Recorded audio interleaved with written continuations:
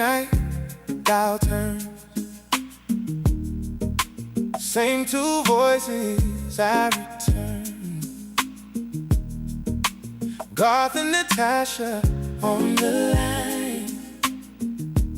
24 years, same lifeline. Stories in the dark, scars and second stars. From the valley to the view, they make room for you. Ion dependency, reality radio at its best, where every life is a biography, every heart gets time to rest. Ion dependency, you are more than your regrets. Hold on, breathe deep, stay with me. We're not giving up just yet.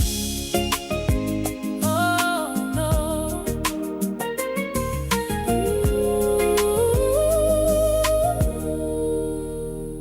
Tears in the taxi, Handshake, but you listening. hear your struggle in a stranger's word. Feel your own truth being heard. Calling, say your name, or just sit quiet in the rain. Hope sounds like this frequency. Love and responsibility. Ion dependency. Reality radio at its best, Where every life is a biography. every heart gets time to rest. Ion dependency. You are more than your regrets. Hold on, breathe deep, stay with me. We're not giving up just yet. Oh, we're not giving up just yet. From Diego to Tobago, from prison gates to home, you are not your yesterday. You don't walk this road alone.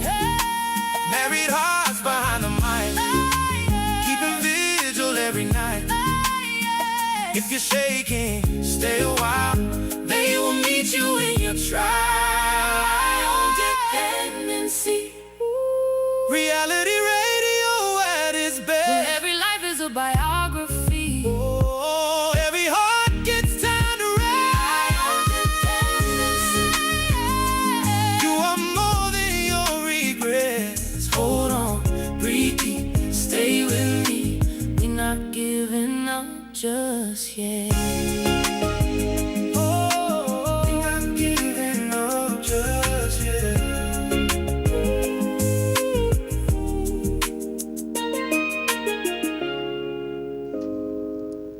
Good morning. Welcome to Iron Dependency. Happy Sunday to you. Happy Mother's Day to you, if you are celebrating.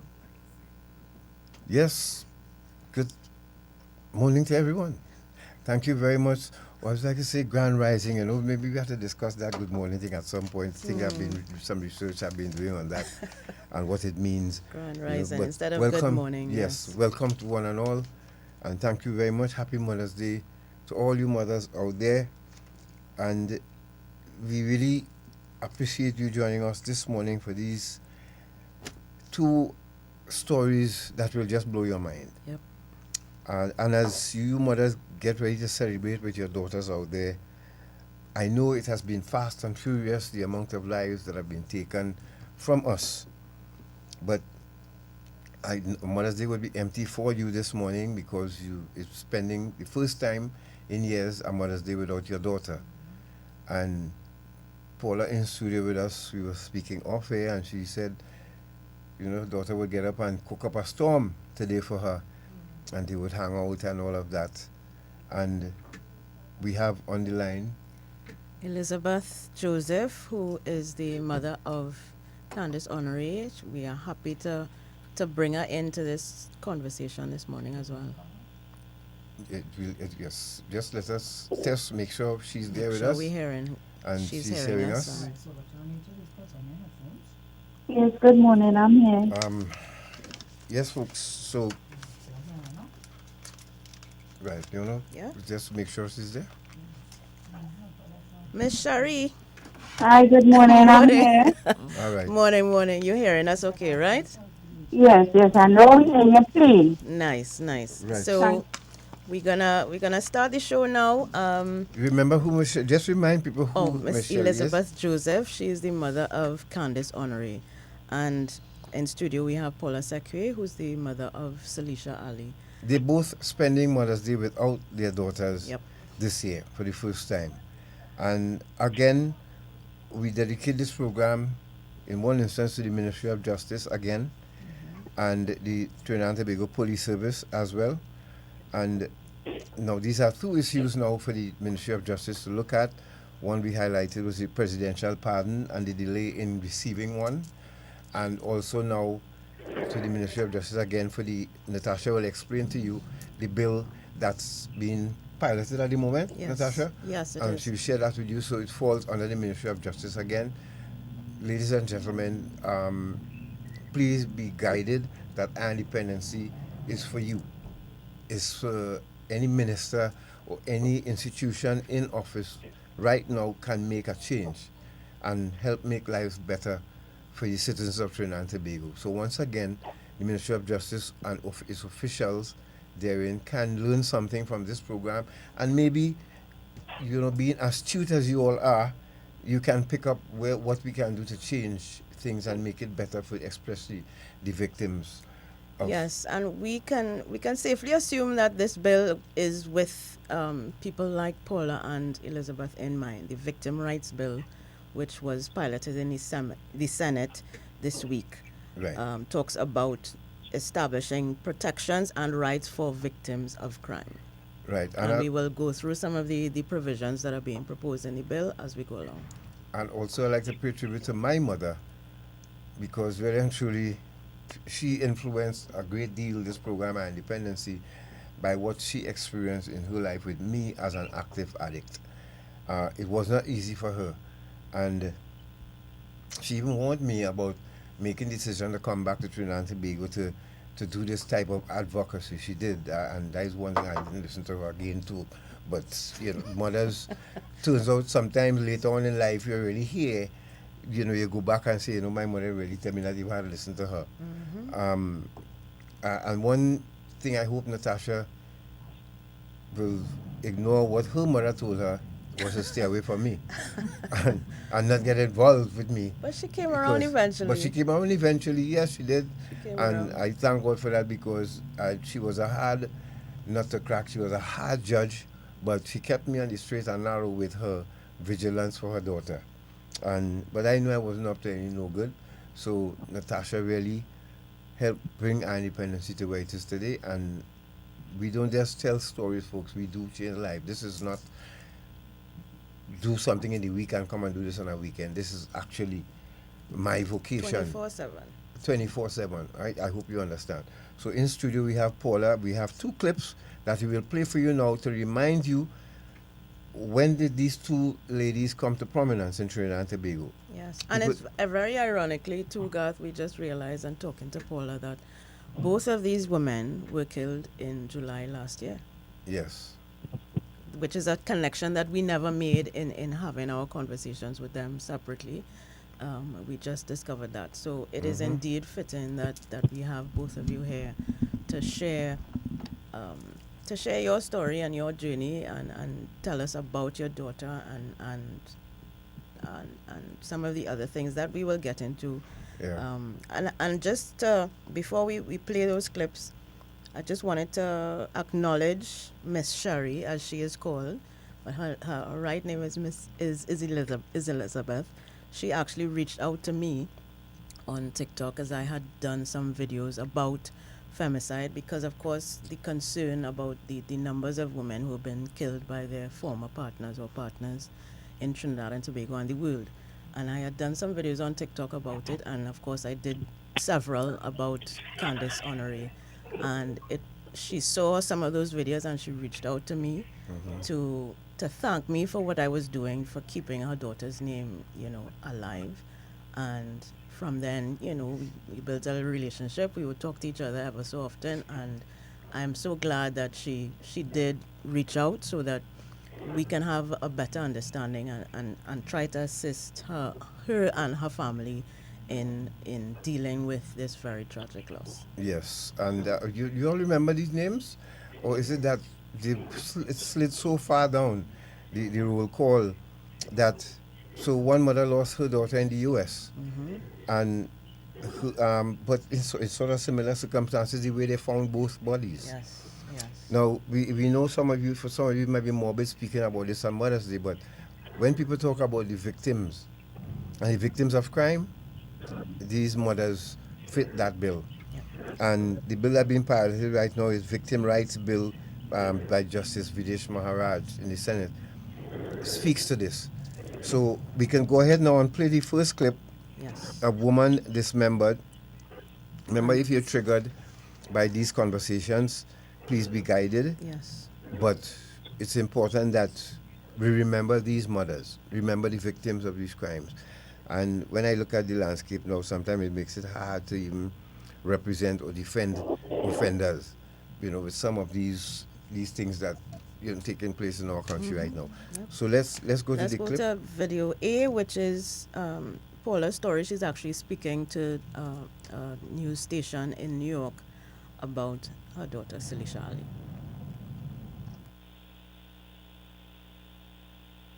Good evening at 11 o'clock. I'm Mike Marza. And I'm Sade Bitter-Anwar. We begin tonight with this Eyewitness News exclusive and reporter Anthony Carlo. I just see like my life ended. Yeah. The pain palpable from thousands of miles away. Paula Sakea speaking with us exclusively tonight from Trinidad about her daughter, 33-year-old Silisha Ali. More of her body parts turned up in Queens last week. I don't even know how to feel. I don't have no feelings anymore. I can't feel happy. I can't feel, I don't know. I just, like, all my feelings just lock off. Miss Sakea has been at a loss for months now, but she certainly felt something about her daughter's relationship with a 75-year-old man she first met while he was visiting Trinidad in 2022. How did that make you feel when you heard that they had gotten married? I told her, I said that he could be your grandfather. And she said it's not a marriage like that. He's just trying to help me and the kids. The mother of three eventually moved to the United States to live with Rupshan Simbu in Queens on the promise of a better life. It wouldn't take long for there to be trouble in paradise. He was like more controlling, trying to control her not to go, don't go here, don't go there. He tell her don't go and work. You could stay home. And she was telling me, she said, I did not come up here to be our housewife. Miss Sakea stopped hearing from her daughter last July. It wasn't until September that her beheaded torso was found by sanitation workers. In the interim, Ali's husband told the family she moved out and was cutting everyone off. I was believing everything he was saying. Yeah.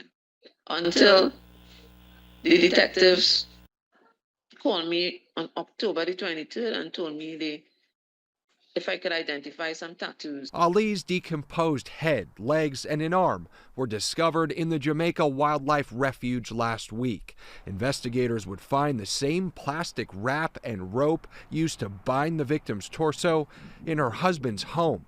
Using cell phone data, detectives also found Simbu had been to the locations where Ali's remains turned up.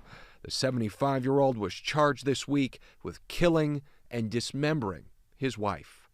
I was so relieved that he was finally going to pay for what he did.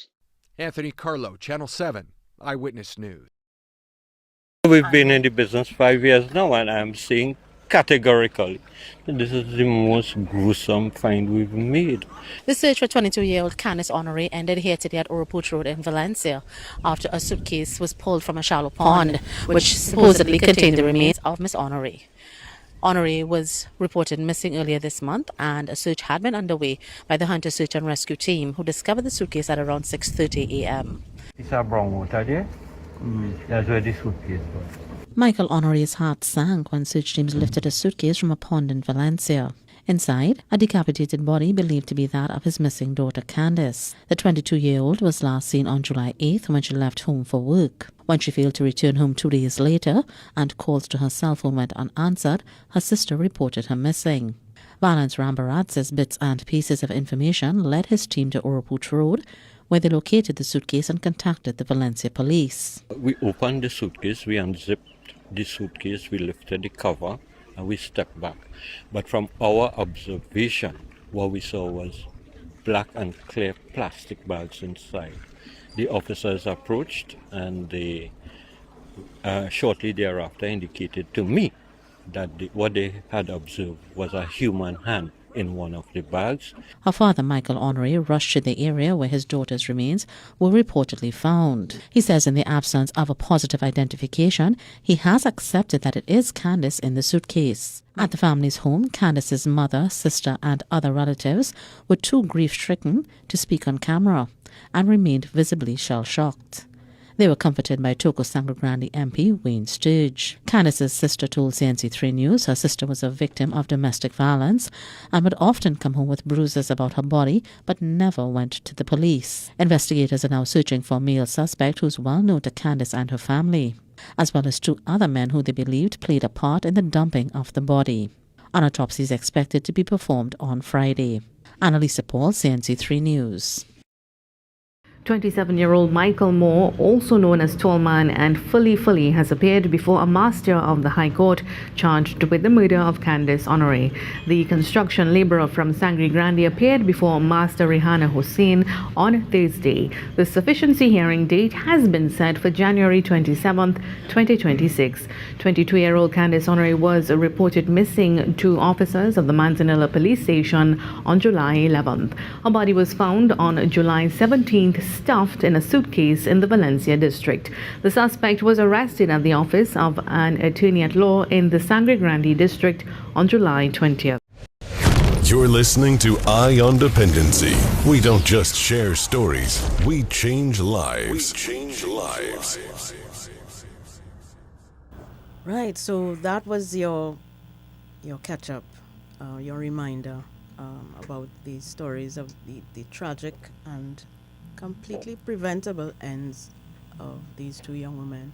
And we are happy to have their mothers, Paula in studio and Elizabeth on the line for us to hear how tragedies like this really impact on not only mothers but the entire family. So, Miss Honor, she's on the line still, right? You can hear us, right? Yes, sir. All right, good. So, you're ready to go with us? You and we're sharing this Sunday morning with you and Paula here, and of course our listeners and viewers.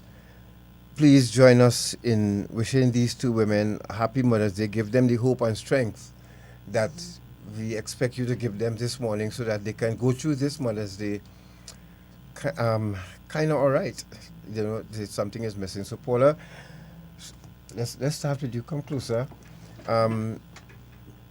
Is this Natasha? Could you go ahead and because I don't want to ask the wrong question. I want this to go smooth, and I really want Paula to really open up to mothers out there, and when they give their opinion on something or their intuition tells them something, sometimes we as children need to listen. But before the tragedy occurred, and we'll pose the same question to you, Elizabeth, so get ready. Paula, who was your daughter? Who was Salisha? And what do you wish people understood about her beyond the headlines and the stories that we just saw? Okay.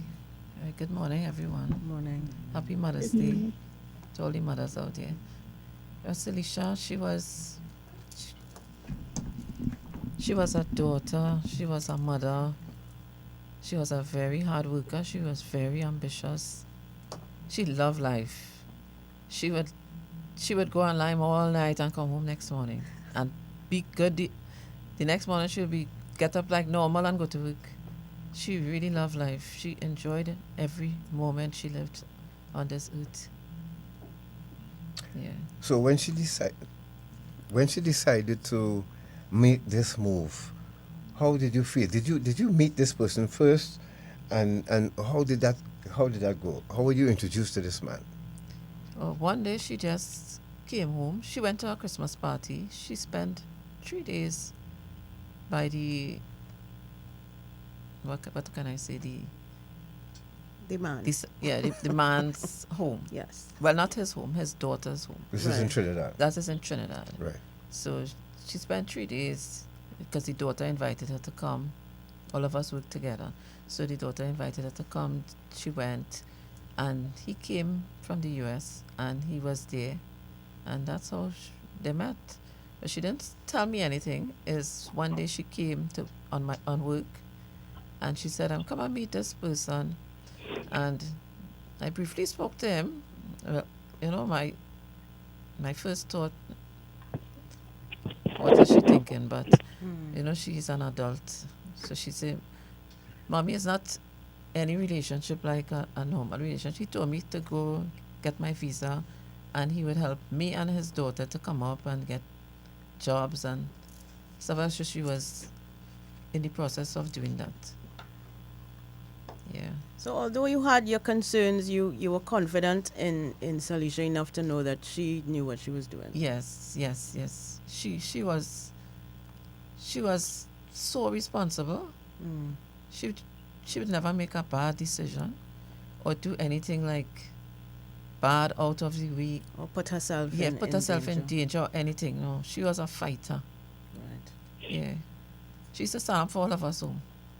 Her brothers, even me. And where is she in terms of your children? Where is she in that? She's the second. Second. Yeah.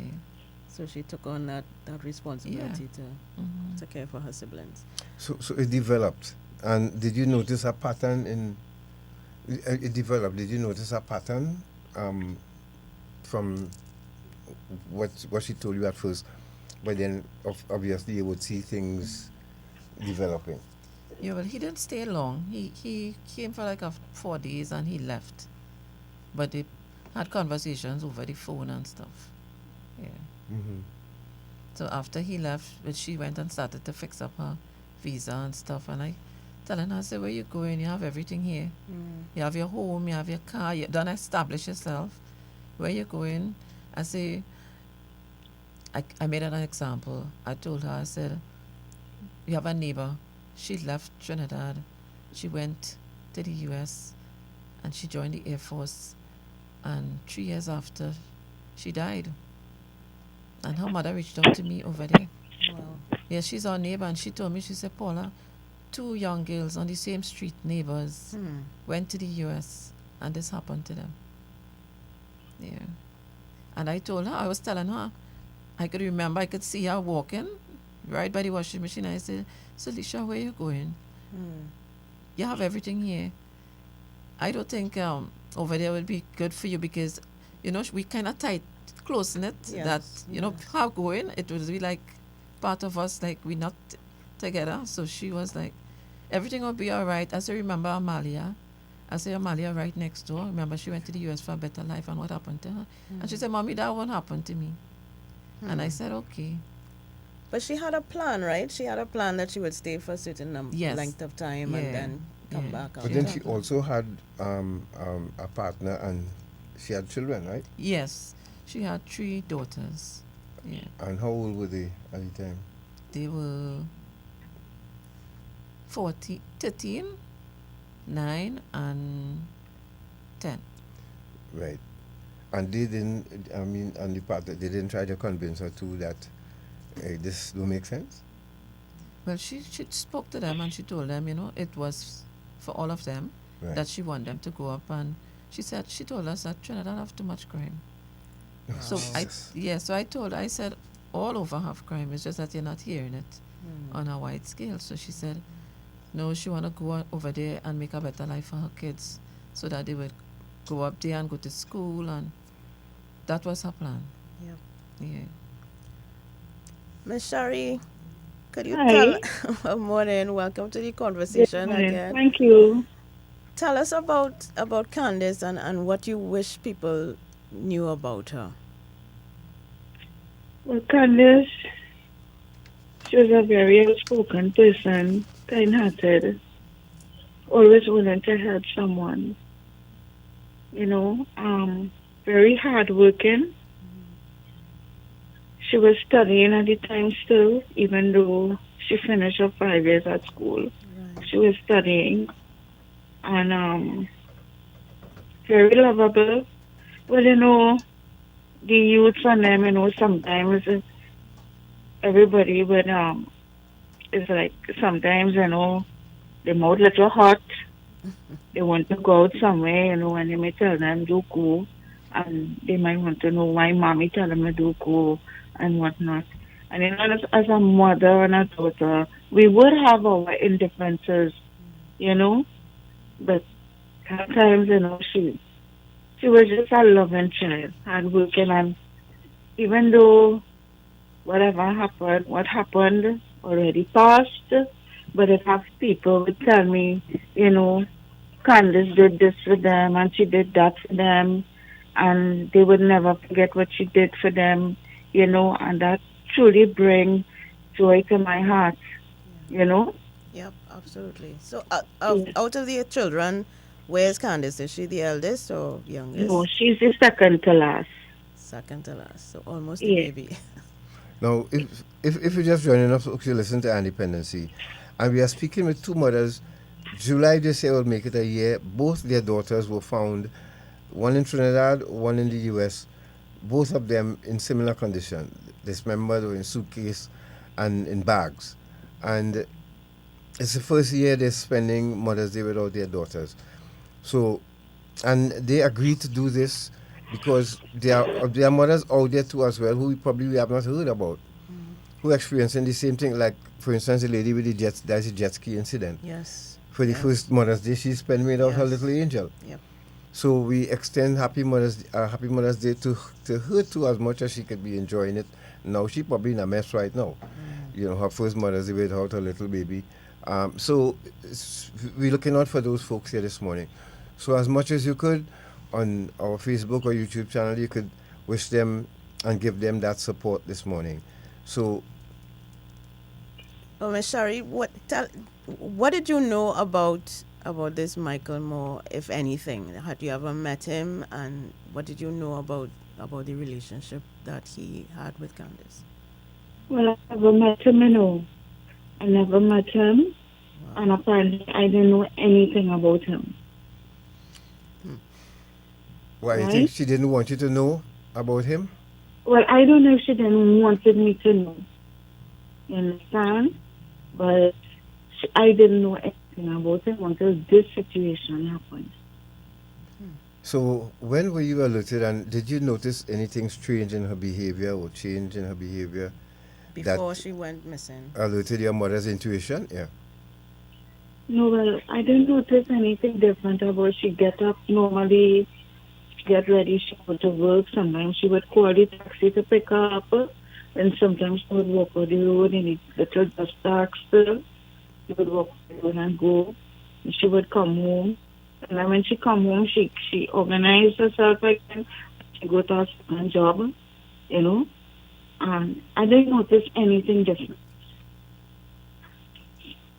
And when you noticed that she hadn't come home, or that and you decided to make the report, what was the thinking when she, calls, went to her phone and answered? And Well, what happened is that sometimes when she has to work at the two jobs, she would start her friend Chubby at Fanny Roundy Day. Yeah. Because where we not live on the main road, we live in a crossroad, and mile and a half inside. So, as I said before, the place used to be dark still when she started to walk on the road, Yeah.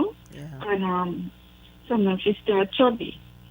Most of the time she would correspond with her little sister, and I would ask the little sister and say, Mommy, okay. But the little sister, like, she didn't wanted me to really get frightened or anything. I used to call her, but the phone went calling and I didn't get through. But when the little sister came home, she said, Mommy, she said, something wrong. And but from the time the little sister told me, Mommy, something wrong, I started to tremble. I started to shake and thing, and she said, Mommy, I'm going to make a report. I said, well, go ahead, because I started to tremble and shake, and I started to get frightened, because once she told me something wrong, I started to think one time, I'm not lying, I started to think one time, like something may be wrong and it could be bad news because, you know, from the time I hear something go missing, is bad news you get in. Yes. Yep. You know, and that is Unfortunately. how I felt. And she organized and she went and she made the report. And how long and the response from the police was adequate? She got the report taken seriously and all of that. Yes, yes, yes, yes. Right. When my little daughter came home, she told me everything. But apparently, she went to the Sunny Grande police station, made a report there, and then they told the officers and then told us she has to also go to Manzanilla because that is our district. You know? So she went to Manzanilla also and made the report. Wow. So she had to go to 2 stations Yes, to make yes, the report. yes. But they did launch a search, and when her body was found a few days afterwards, tell us a little bit about what happened that day. Well, it's about 7 or 8 days that when they found the body. But when they found the body, they wasn't in contact with me. They was in contact with her brother, right? And her dad. Yeah. Because her dad don't live with us. We separated, right? Yep. So I got in contact with them. But my son didn't take me because I don't know if you see, you know, it was too much for me to bear whatnot. You know? And all he called, before he called, I just see neighbors started to come and things like that because I was in shock. I got a message on my phone from someone who used to take them to school when they were young. And he said, Sherry, good morning, accept my condolences, right?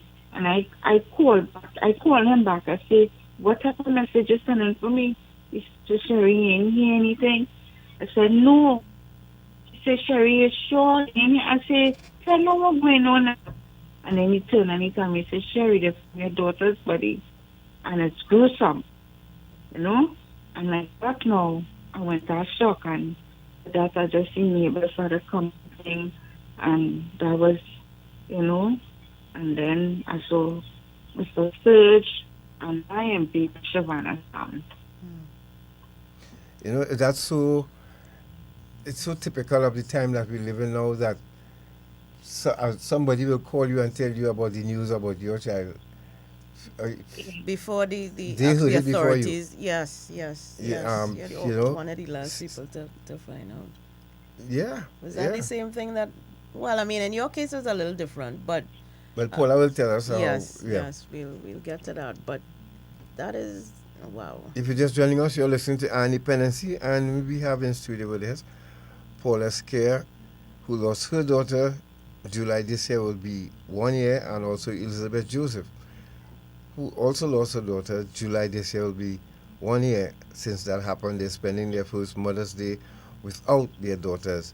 So it's really significant that we keep them company at least for this couple hours. You out there, you know what the Our Independency family does. You just send them love, blessings, hope, and strength. And we go to a break. And when we return, we continue this discussion about, of course, we'll go into that. Natasha will share with you the Victim Rights Bill, contents of it being piloted right now by Justice Videsh Maharaj. Minister Videsh... Well, Devesh Maharaj. Devesh. Minister of Justice. It's Devesh. Yes. Why I keep saying... I'm sorry. Devesh But Maharaj. we're going to go to a break, and you're going to hear in this break a news story again out of Canada, where they are introducing a federal crime bill on femicide. So we'll be right back after this break. Stay right there.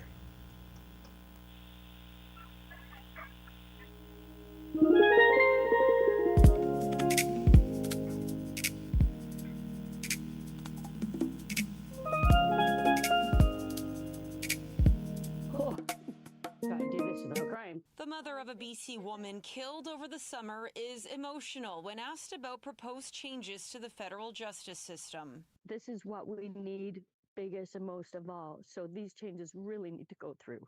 The Protecting Victims Act proposes treating murders motivated by control, hate, sexual violence, or exploitation as first-degree murder, and to define them as femicide when the victim is a woman.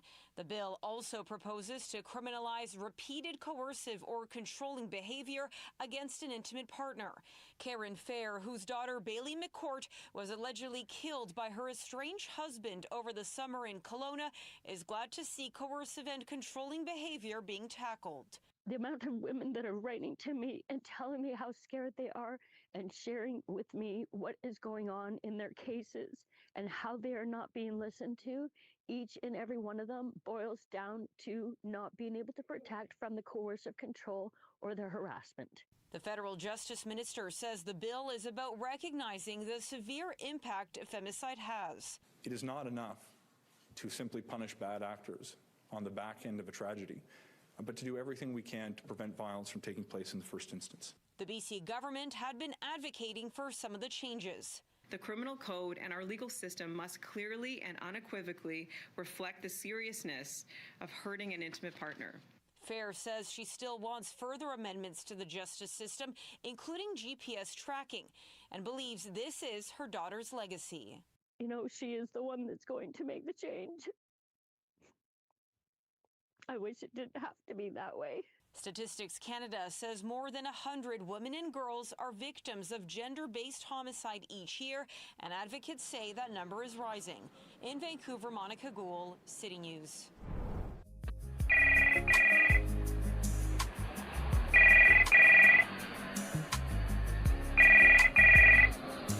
Hello. Hi, this is Patricia Kent from HM2 London. Can I speak to Miss Sheila, please? This is Miss Sheila. Hi, I've got an important call for you. Please hold the line. Mommy, it's Sherry. Oh God, Sherry, we looking for you all the time. 3 weeks now. Where you going? Mommy, I called in to tell you I get locked up. I had drugs in my luggage and I'm in England right now. In jail. Oh God, Sherry, what? What you do? How you reach there? Oh God, how we gonna do? Oh God, Mommy, don't cry, don't cry, don't cry. It'll be alright. Sorry, sorry. Eye on Dependency. Reality radio at its best every Sunday on I-95.5 FM. Don't miss it. You're listening to Eye on Dependency. We don't just share stories, we change lives. We change lives.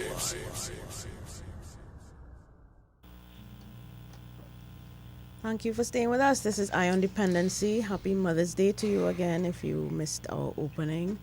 It is Mother's Day, and we are happy to have two mothers who very sadly and tragically lost their daughters and are here with us to share their experiences. And we're going to move on now to another more personal aspect of these tragedies. And I want to start with Shari to ask, what has been for you the hardest part of navigating the grief that you experience as a mother after such a public and traumatic loss? Because I mean, for you and your family, it's bad enough that your daughter has passed, but in this manner, how have you been able to manage the grief that you must feel?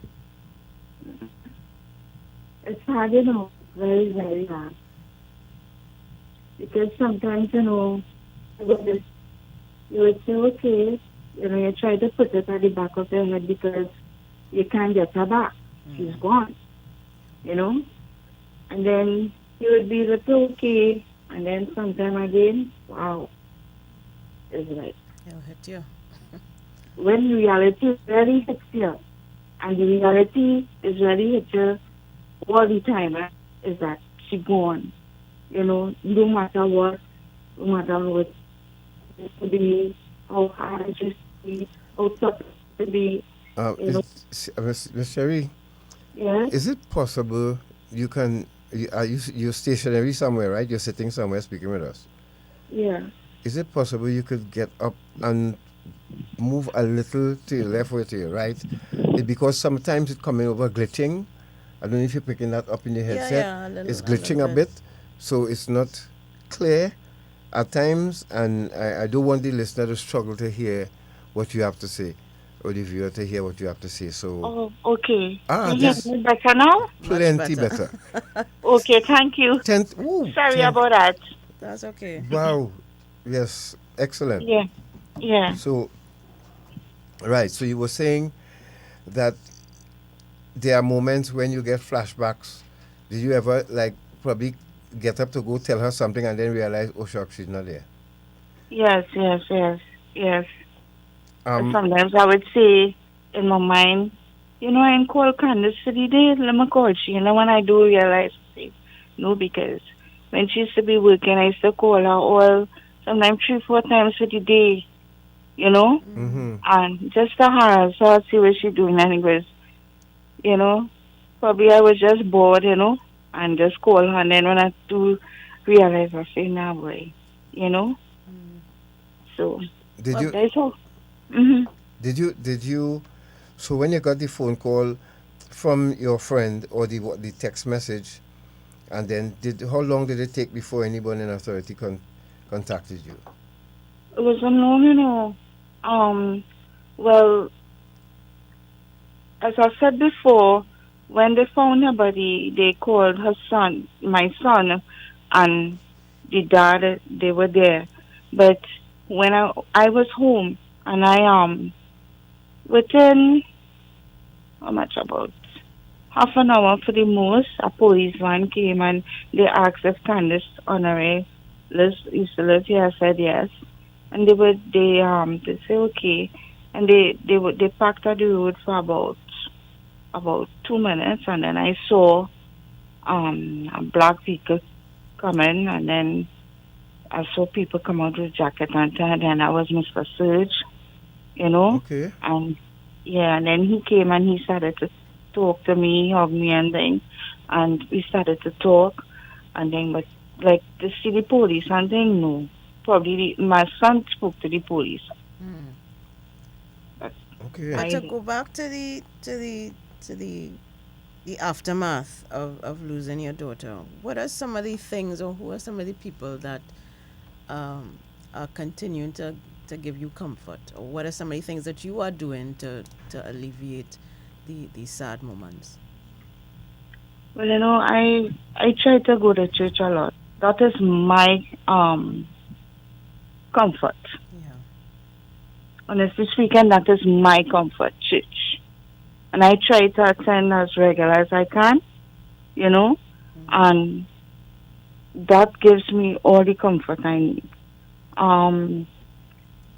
Well, coming to the line of the police or anything, I don't really receive any calls or anything like that.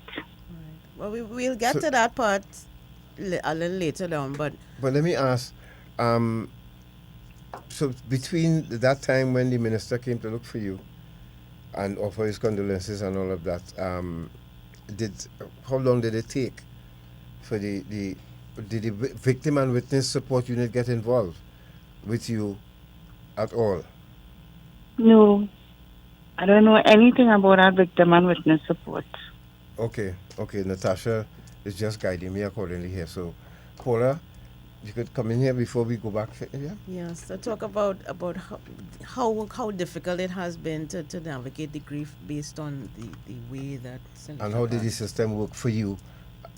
Yeah. That's the next question. Right. Yes, but we're focusing on you and how the grief has been manifested and how you've been coping, you and your family. Oh, well, I am not coping. I know that. But I know at some point I will have to get some kind of help or something because I'm not doing well at all. But her kids, they're doing okay. Like last night, Naomi told me, she said, Mama, tomorrow will be the first Mother's Day without Mommy. Yeah. But they're asking me, what time you getting up this morning? Because they are Mother's Day for me and I left them home sleeping. They didn't get up in time. So the grief is like, it's a pain that don't want to go away. It's like you can't move forward. It's like you're just stuck right there and you just can't move. You can't even get up from the bed in the morning. I force myself to go to work. every Yes, day. yes. And I go Very to work true. 7 days a week. I don't stay home. I don't take a day off because I find my comfort in work. I go to Keeping work. your mind occupied. Yes, with and other things. there has been a lot of pastors calling. It was a network of pastors in the U.S. They call, and there's another pastor lives close to me. Faith United, their daughter Patty, and she calls, and she prays and stuff. Yeah, I know. But the grief, that grief, not going away anytime soon, because I just go through my phone and listen to her voice on the voice message. And I think that brings me a little comfort. It's like if she's still there. And when I think, sometimes I put it behind my head and I said, okay, I'm doing something. And then every minute, every now and like every second, your mind goes back to the person, goes back to her, and I thinking, you know, she really not here. But the way I feel inside, I have to kind of shrug it away. I have to blank it off because I feel like something is going to happen. I feel like something worse is going to happen to me. So sometimes I just kind of shrug the little absence away and focus on the 3 girls. Yes, Yeah. I was just going to bring that up. I mean, I'm sure it is even more challenging for you losing your daughter, but still having to take care now of your grandchildren. Yes, yeah. But I suppose that may be a comfort in itself, Yes, because at least you yes. have a piece of her in Yes, them. yeah. Yeah. God. You know, I'm just trying to follow along, and for those of you just joining us, you listen to Annie Penalty, and we are speaking with 2 mothers who lost their daughters in very gruesome ways, and they're spending their first Mother's Day without them. In studio, we have Paula Sikea, and on the phone we have Elizabeth Joseph, or known as Miss Sherry. And we ask you that you send them some love and hope and strength this morning in coping with this. They choose to share their stories with us this morning on our independency. And, you know, just maybe it might work in this way too, that when you think you're going through your challenges, we have other people going through theirs too. So I'm indicated that we have to take a break. So let's go to a break. Yes. And Natasha will introduce. And when we come back, we will talk about the police, the investigators, that side of it a little bit, and about how these 2 mothers and other victims of families in a similar situation are treated by the justice system, and what ideas they may have about how they can be better supported. And what the Ministry of Justice can take from this conversation that can enhance. Because people of Trinidad and Tobago, if we come here and do these programs and you hear from these victims, even perpetrators, giving ideas on how to make this country a better place, then it will make this program relevant. And you know, there's no point you hearing all of this information and the people who can fix it for us not going to use it for any. Go ahead, take what you hear here and apply it to what is needed to making us a happier and more comfortable people to live and place to live in Trinidad and Tobago. So we go to a break. Yes, and you will hear another story from a mother of a woman who was killed by her husband. She was pregnant, but important part of that story that I want you to take away is that there was no presence of physical violence before this man took his wife's life.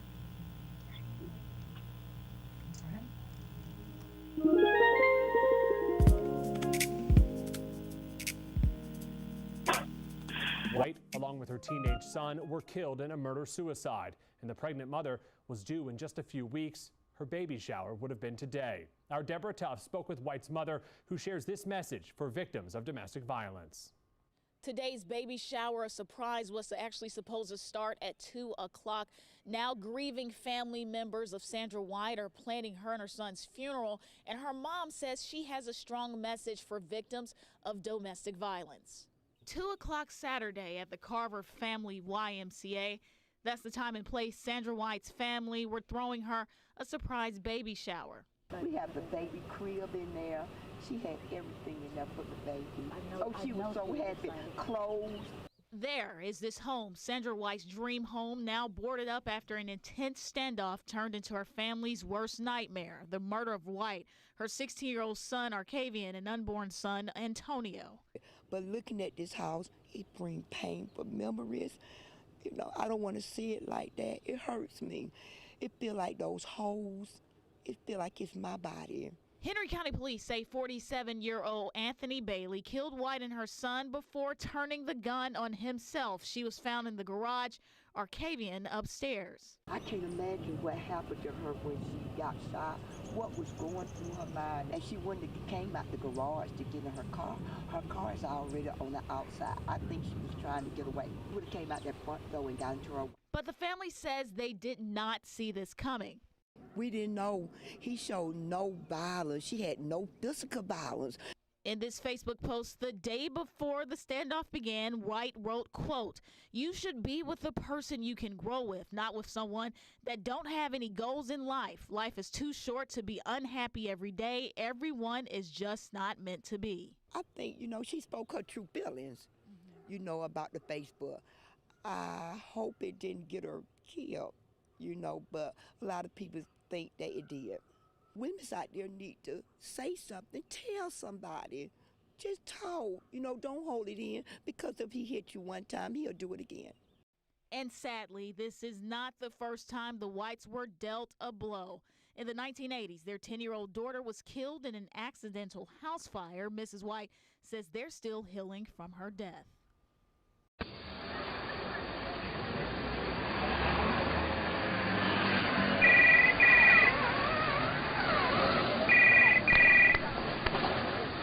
Hello? Hello, Mr. Dobson here from HMP London. Can I speak to Mr. James, please?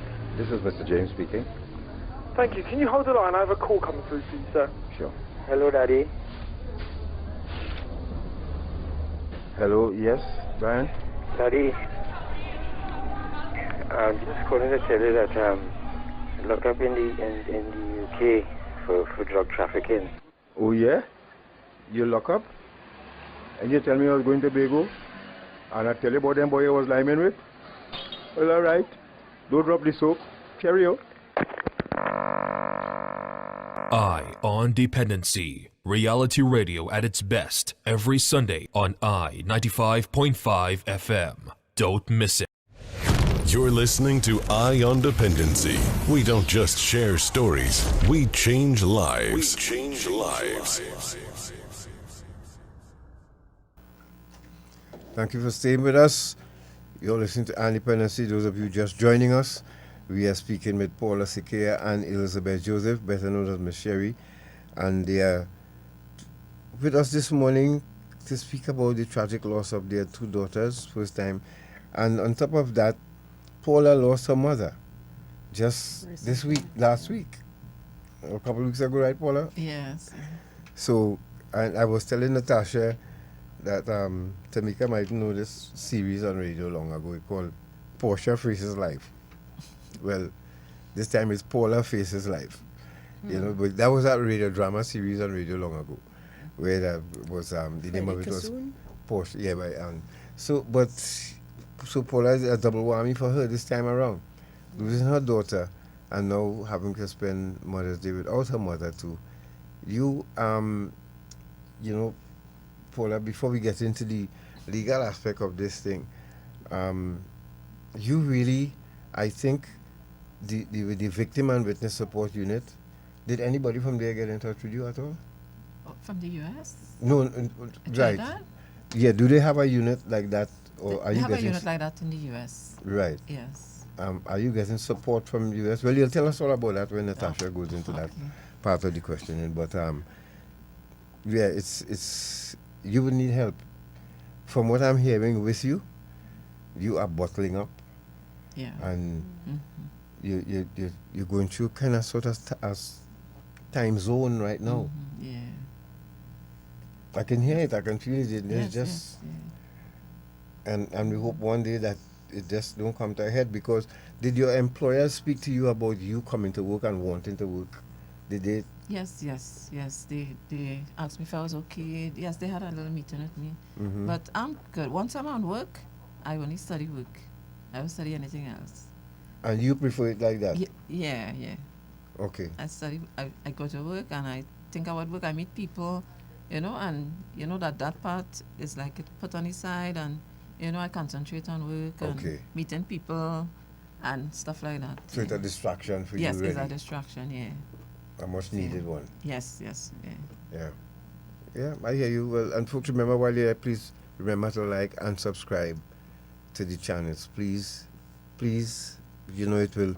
We want to up the ante here. Remember, now, apart from a survey going on, we need to keep this program on the air. Yes, so please like the live that you're on. It will whether cost you YouTube anything. or Facebook, it's $3.99. Just click like. Just click the thumbs up and subscribe to the channel. Okay. Yes. Tasha? Yes. So this conversation is happening in the context of the fact that the Victim Rights Bill has been introduced by, as Garth mentioned earlier, the Minister of Justice. Now, the Victim Rights Bill seeks to introduce major reforms in how victims of crime are treated in Trinidad and Tobago and establishes some formal protections and rights for victims. So who is considered a victim? Persons directly harmed by a crime, family members affected by the offense, and witnesses impacted by the incident. So all three of those categories of persons are considered victims under this legislation. Among the provisions that this bill is recommending is that police, prosecutors, and victim services agencies would now be legally required to treat victims with dignity, compassion, and respect, to protect victims' privacy and safety, to keep victims informed about investigations and court matters, to provide information on counseling, legal aid, and support services, and I think this is important, to take into account disabilities, age, language barriers, and other personal circumstances that victims may face. The investigative agencies are required to provide victims with updates on the progress of the investigation and whether the cases are advancing. And of course, with a proviso that authorities may withhold certain details only if disclosure could jeopardize the investigations. Another provision is that the DPP, the Director of Public Prosecutions, seeks to obtain the views of victims before they drop charges, before they accept pleas to lesser offenses, before they substantially modify the charges, and before appealing acquittals or sentences. So the DPP has some responsibility here to liaise with victims as well as far as any charges laid against perpetrators. They also mention victim impact statements, which will be allowed, victims will be allowed to address the court before sentencing. I think that does happen already, but this is just enshrining it in law that that victims have a right to, even if they are not informed, they have a right to give a victim impact statement at the point of the trial. Compensation for victims, that is also something that exists already, but I think this is an expansion of what already exists, that victims can apply for compensation from convicted offenders. So the person has to be convicted already in order for you to apply for compensation. And other financial assistance from the state can be extended to victims of crime where existing law does not apply. And I think those are the key points that relate to the conversation we're having today. And the next question that we had to ask about your experience, Paula, we start with you. Seeing that your daughter's case is a little different. It happened outside of Trinidad and Tobago. So from your experience, how were you treated as a relative of the victim by the police, by the investigators and others? And what support, if any, do you think families in your circumstance are not receiving? Okay.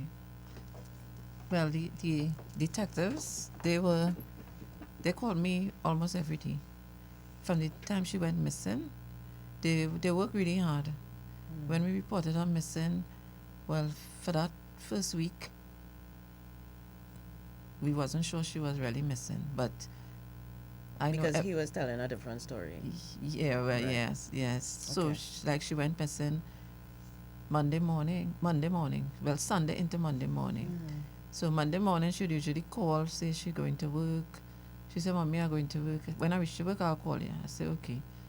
And then that Monday we didn't hear from her. And her friend, one of her cousins, called me. She said, "Miss Paula, you heard from Celicia today?" And when she said that, I got up because I was on work, and my whole body started to tremble. Yeah. And I got on the phone, and she said, they calling her and they're not getting her. And I think to myself, really, she didn't call me this morning.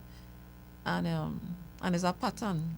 Because one morning she didn't call me, and she was working at a roti shop, and she didn't call for the tea, and I was trying to get on to her, wasn't getting on to her.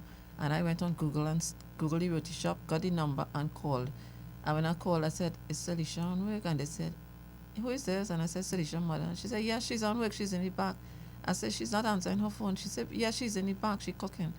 And they said, "Hold on, she will come just now." And she called me back. I hung up the phone. She called me back, and she started to laugh. She said, "Mommy, you're not easy.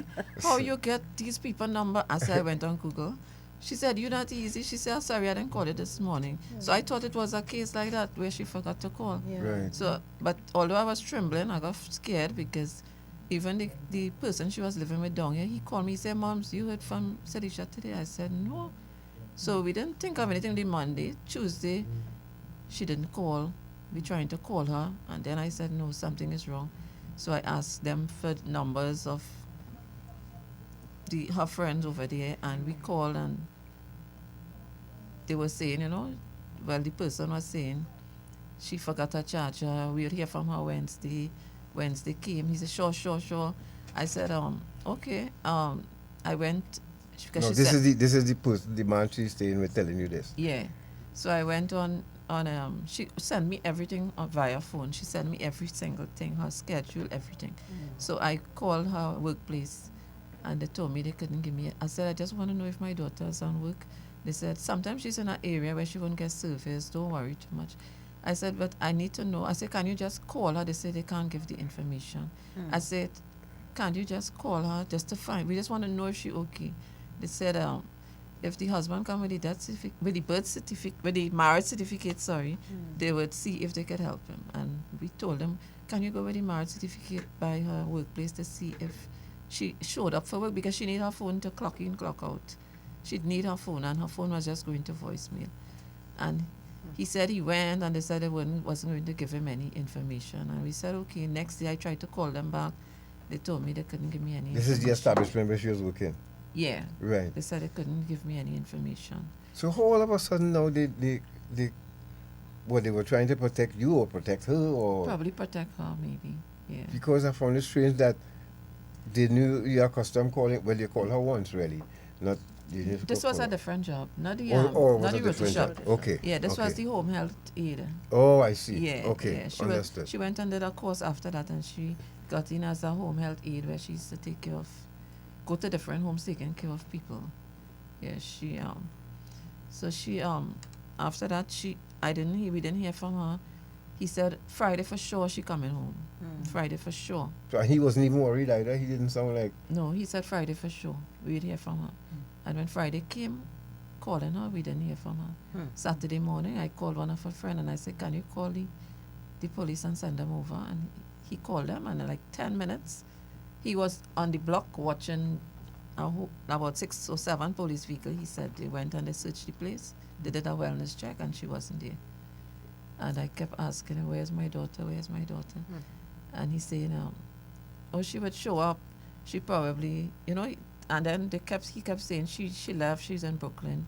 She rented a 2-bedroom apartment. And it was like a whole story. So we was just, we started to get comfortable, because they were like, probably she really locked us off. I said, but in my mind, how she could do this to us, And I said, okay, I'll just give her time. And we kept calling, but the police kept searching for her. All through this time, when they keep hearing that she's here, they kept searching. They never gave up. And did they seize his phone eventually to see? No, not that time. Right. No.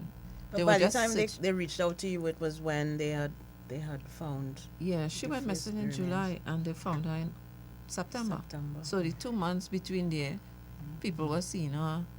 People said they saw her here. People saw her by the train station. They sent a picture of some woman and they said that is her. And we watching the picture. We said, no, that is not her. Yeah. And he wasn't even distraught. He didn't show any sign of being No. distraught or worried. That No, he just said she probably out, she'll come back home soon. He said, I'm waiting out, and he said, look, outside here, on a video, he said, look, I'm waiting here, hoping, she would walk in soon.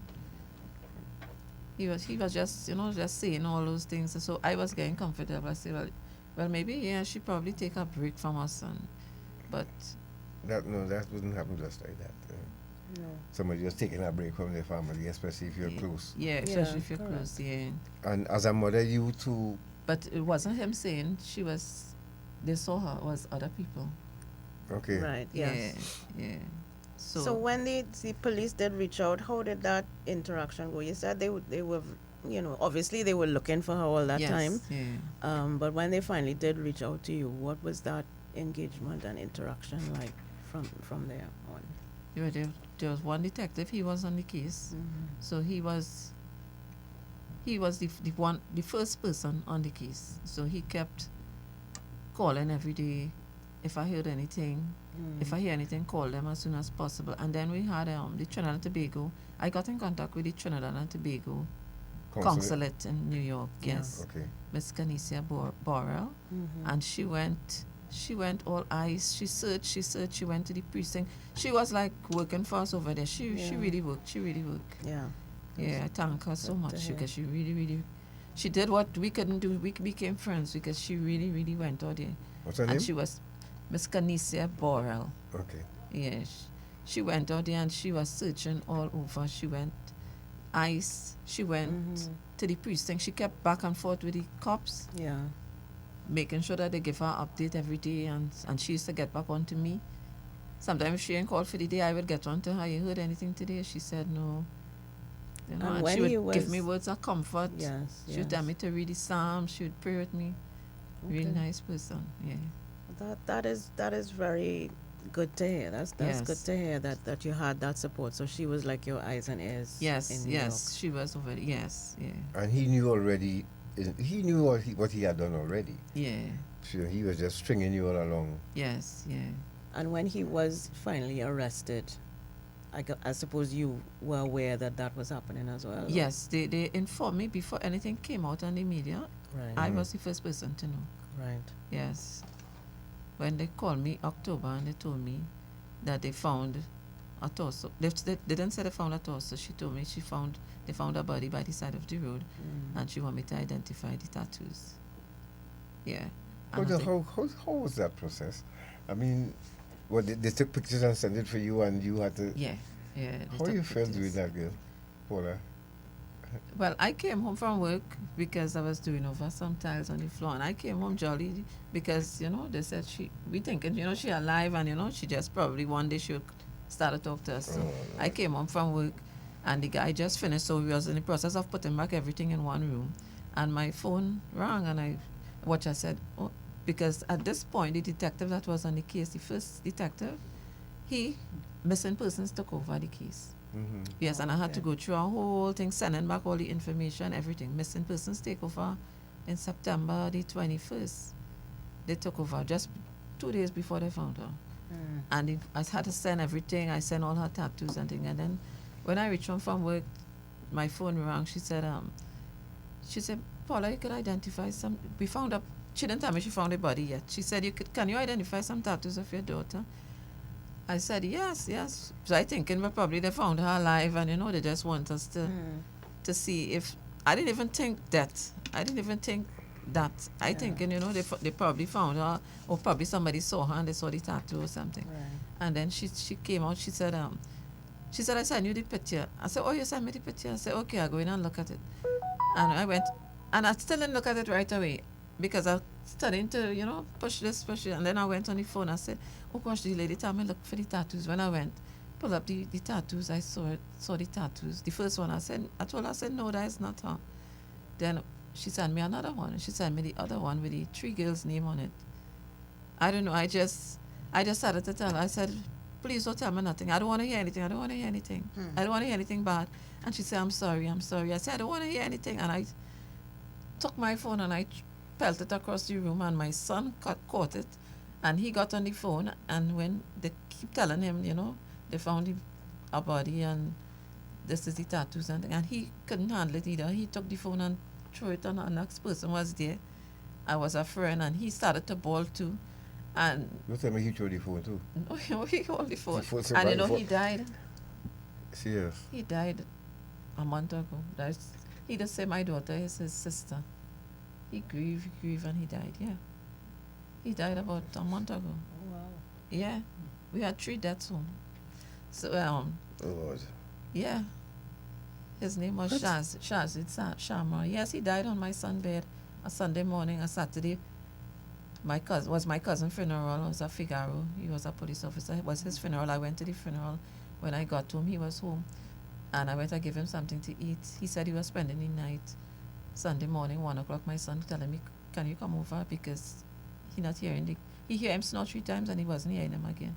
And I was like, okay, I'll check out in the morning because I gone back to sleep. And then he said, he keep calling my mommy, can you come? Can you come now? And when I went over, the guy he passed away right on my son's bed there, in the room, in his bedroom. You need a whole day to just cry, you know? You know Yeah. that? To just let go, just let loose. You need an entire day. And all he used to talk about is his sister, and he said he just wanted to get his pension to take care of his sister children. All he was thinking about was his sister children.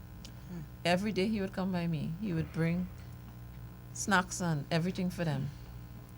Yeah, so we threw the phone to him, and when he heard it, he started to bawl, and none of us could handle it. So the phone, and eventually she cut off the phone, and I called my sister. She was right by my mom. I called her, and I didn't call.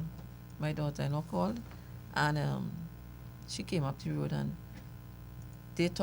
she called back the detectives, and she got all the information. I couldn't hear anything. I was just in a different world.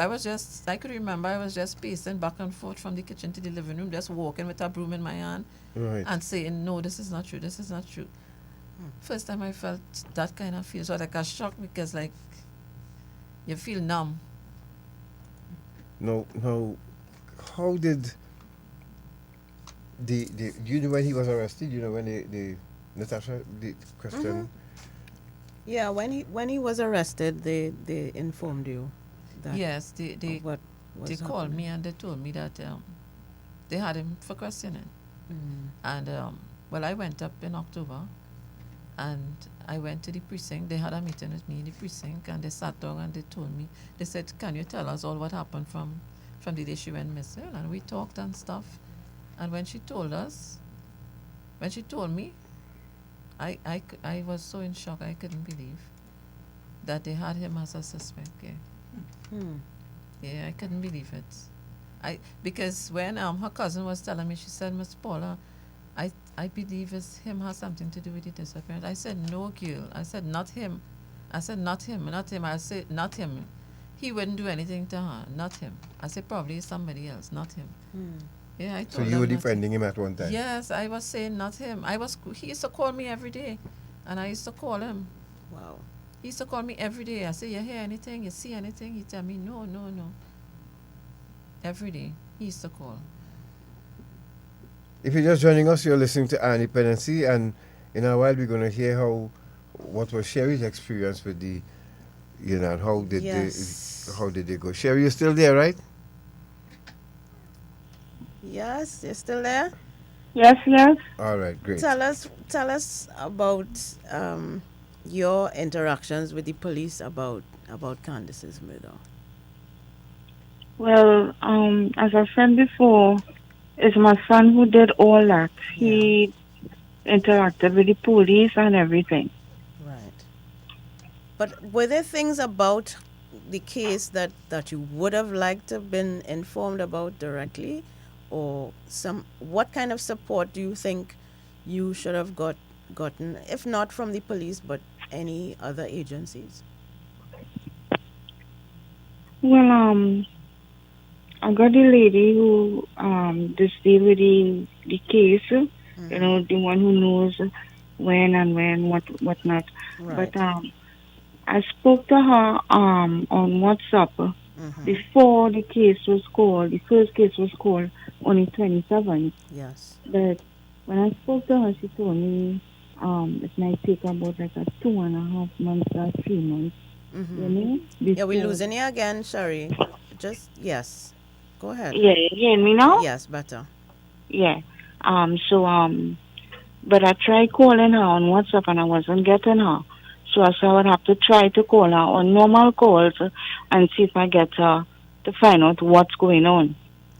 And this is the officer who laid the charge. And full disclosure, I have also, you shared that number with me, and I also reached out to the officer in question. Now, naturally, she was a bit hesitant to give me any information, but I explained that I was calling on your behalf, and I wanted her to call you to let you know, like, to assure you that one, this man was in prison, that he hadn't gotten bail because you had heard reports that he was out, that you update her on all of the court dates and apprise you accordingly. And she gave me the same story. She was like, these things take a while, and I did reach out to the mother, but there's only so much information I can give her and so on. So Yes. what would you like to have seen happen with this officer in particular? Because she is the one who is the lead on this matter. What would you like for her to do? Because keeping in mind, Sherry, that the victim rights bill will include law enforcement too, right? Yes. And how law enforcement Yes. treats with victims. Yes. And so, go ahead, tell us. Well, I would like her to get in contact with me because I would like to know what's going on, what's happening, and that is what I'm not getting. So I'll try to call her on normal calls and see if we could correspond. But it's been a while. Let's say, was the longest time between the first call or the last call? Sorry, what was the? When's the last time you spoke with her? When was the last time? It was about before the first hearing, which was on the 27th of January. Right. And That's we in too May long. now. We in May. Yeah. Yeah. And I haven't heard anything. As opposed to what Paula just explained. Yes. Excuse me. Where I'm sorry. the officers are keeping her abreast at every Yeah. step of the way. Yeah. Wow. Yeah. That's not me. I'm not getting that support. And I know that you did ask me as well to reach out to Victim and Witness Support Unit, which the officer did mention to me as well. But you have not, nobody from that unit has reached out to you directly. No. I haven't heard from anyone. Yeah, this needs to fix. This is part of it that needs to fix. People must know that if you decide to do that job, then this comes with it. And I know that they might be overburdened because the number of murders that we're hearing about in the news, there are a lot of victims, right? Obviously. Yes. But yes. I think the care and attention, especially in these matters where it's reported in the news and people have,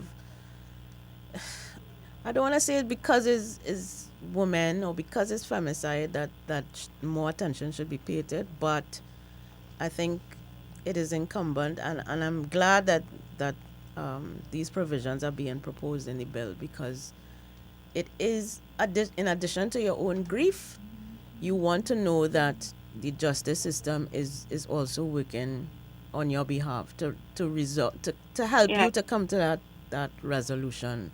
Yes. But I don't know if I should say this, but I guess the law and the bills and thing in Trinidad, I guess it's only for the rich people, and people who are on top, high society. Yes. You understand? No, you're not wrong. The poor voices will never be heard, And it's something has been going on in Trinidad for a while, long time. You understand? You're absolutely right. You're right. I doesn't really want to go to find out or dig up any situation, because I know is a murder case. You understand? But it's hard, very, very hard. And I really wish if she could reach out to me so I would know what's going on. I would be very, very appreciative.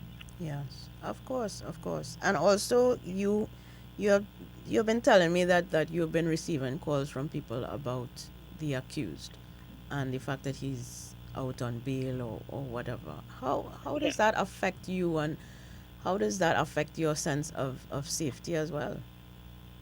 No, well, to me, that could never be fair. You understand? That couldn't be fair, but I didn't really go to see. I just was hearing the they say and the who say, But sometimes, you're not supposed to believe that, but nobody knows. And then for people to call you and tell you that too, that kind of wicked. Yeah. Because why would you do that? That is traumatizing. Yeah. And would And make you feel. sometimes when I hear that now, I would say, I wonder who I could call boy to find out if it's really truth. Yeah. Who I could go and check to really find out if it's truth. Yeah. And you should be able to rely on the police to reassure Exactly. you. Yeah. Yes, exactly.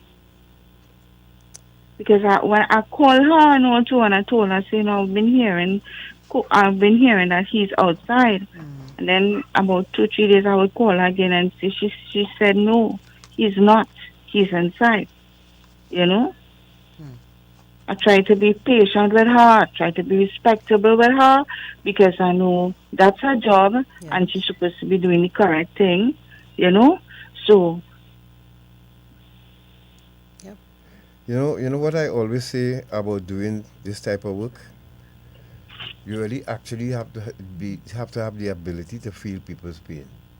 You have to have it. You cannot do. You see the work we do in here, sis? Sometimes I get sick from listening. But what we would hope for is that when I'm speaking to someone in authority, they would be astute enough to say, like for instance, if Paula calls me or somebody called me and said, look, I have a son. He's exhibiting A, B, and C, and D. While the person speaking to me, I would be going through in my head, well, if I cannot help or if we cannot help, maybe this person could help. And then we could do a referral, right? Yeah. This is what we don't get. And look, Paula is miles away from where her daughter died. And she's more informed than you. Exactly. And you're living right in Trinidad here. Yeah. I hope the Victim Rights Bill would seek to address that once and for all. Yes. Yes, I would appreciate that very much. Yeah, it's, come on, if we speak about making a better Trinidad and Tobago, then this is what we're doing, folks, here on our independency. What are you trying to do? This is what we try, we for the last 24 years. We wanna make it at least 25 years. So we actually asking you all out there, please continue to support our independency. We were doing a fundraiser so that we could do some more marketing to reach some more people, because mostly the times we get called is from mothers or fathers for help. So which means then the demographic that we're reaching the right them, because the mothers right now, they need help, the families need help in identifying what we know from experience. And I could, this is on another side of it.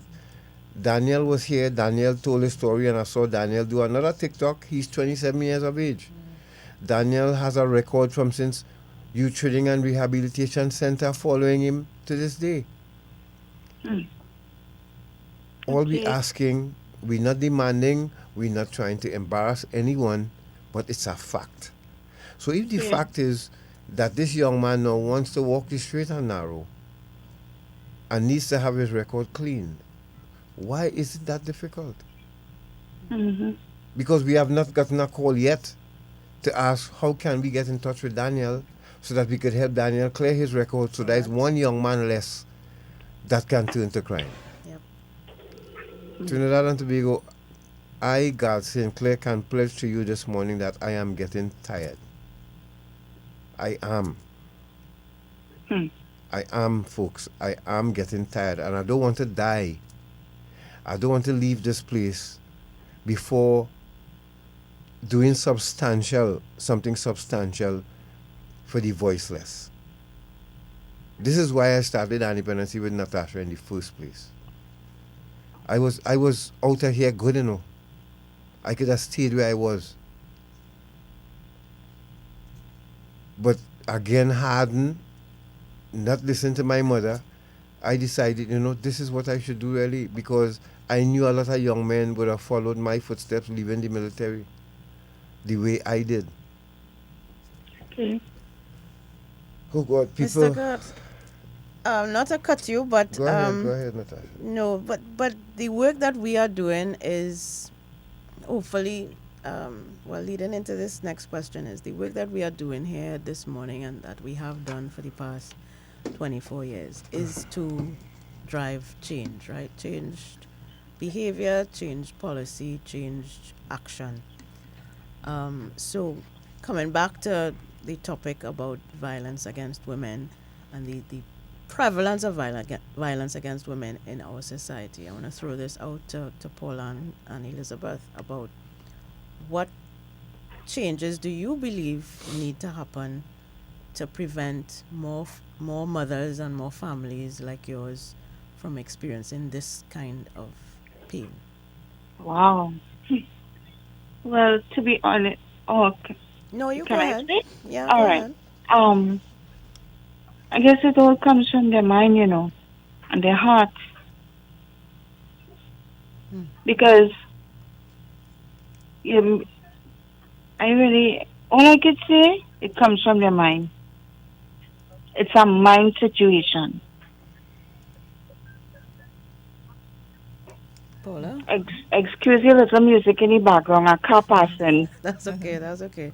Paula? Yeah. Paula, you have any thoughts on what needs to change to prevent women like Salisha and Candice from being murdered? I think women need to speak up.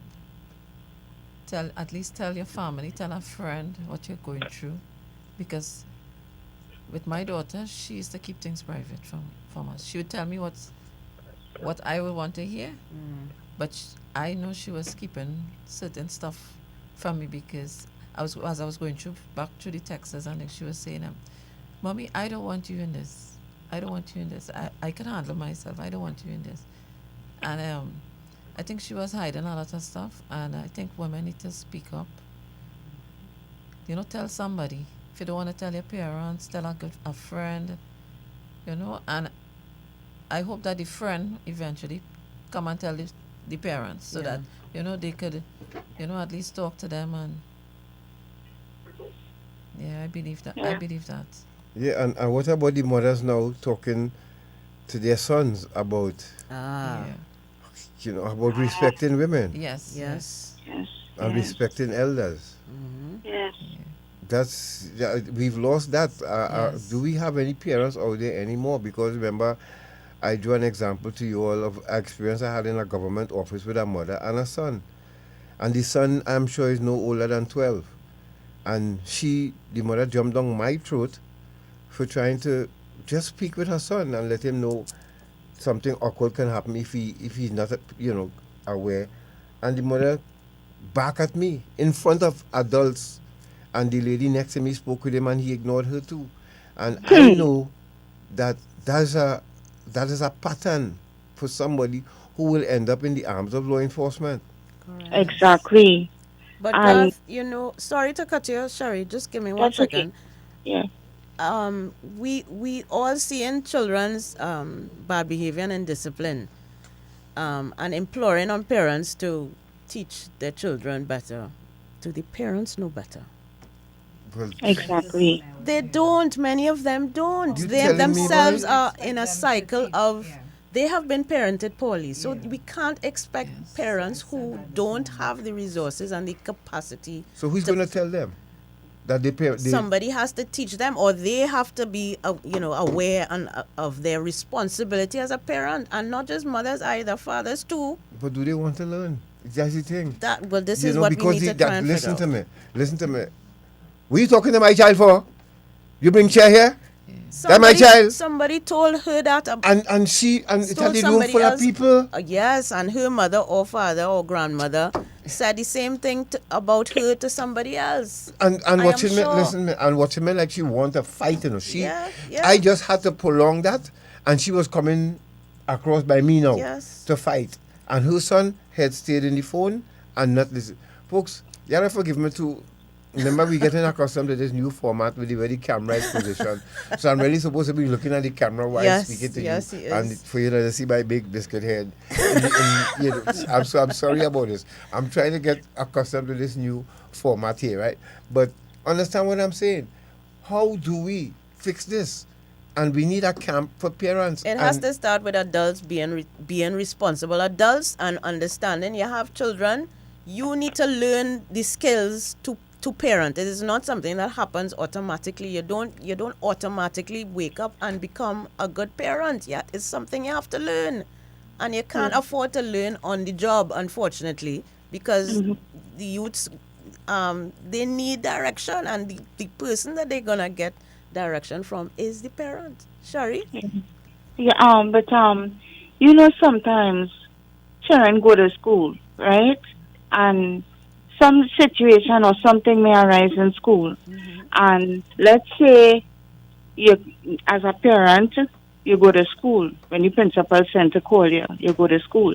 And when the principal explained, well, what was the situation, what occurred, what happened, what not, and you realize that your child was wrong. And even though you know your child was wrong, you're still giving him the rights.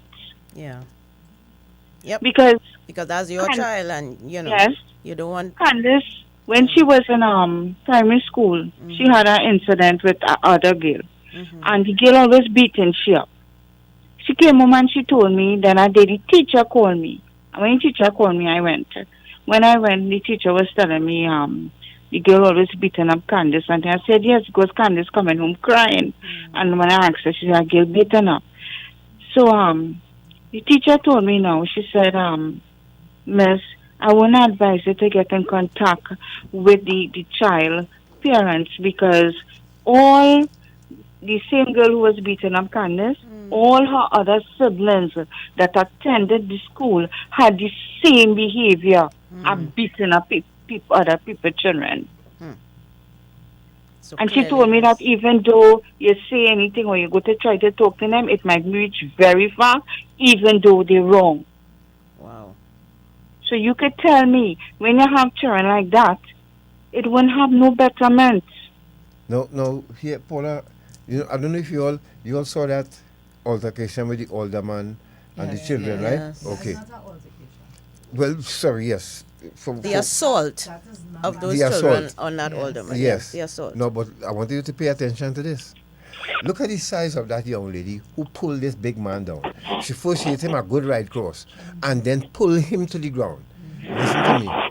Again. But he was caught off guard I too, am asking, yes, but the girl little bit, Natasha. Yeah. But the way she manhandled this man. Now, I spoke with someone Friday, who is in the know. Ladies and gentlemen, Trinidad and Tobago, you may not hear this from even the Drug Council or NADAP.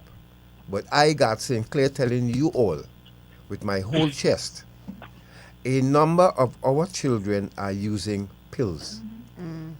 A number of our children are popping pills. It is a common thing now from primary go right up to tertiary. And when they get angry, their strength increase. It amplifies it. Ladies and gentlemen. And we are still behind the ball in terms of understanding how and if the drugs are impacting this kind of behavior that we see. Why aren't this is probably what the Ministry of Justice could do again. Let us pass some laws where people can be drug tested immediately. Because you have a window of 72 hours. They should be able to. Especially for Class A drugs. Yeah. I am telling you all from what I know, folks. Crack cocaine use did not stop with my generation. You all know how it destroyed me. Let me look here. I am telling you, it did not stop. It improved. The people sat in their labs with their white coats and they improved it because they too are doing succession planning. Even the marijuana. Yes, correct. Okay? So unless you planting your own marijuana now, that's the only marijuana you can say safely it's safe. Other than that, there's a big competition going on right now. I give you my word. I am not making this up for likes or views. I am telling you all what I know. I am telling you all what I am seeing out there in the behaviors. Because for me, it was when I get a chance to sleep, I sleep.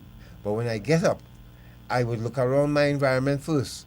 From my mother upstairs, see what valuable she have that I could steal. And then I would hit the road.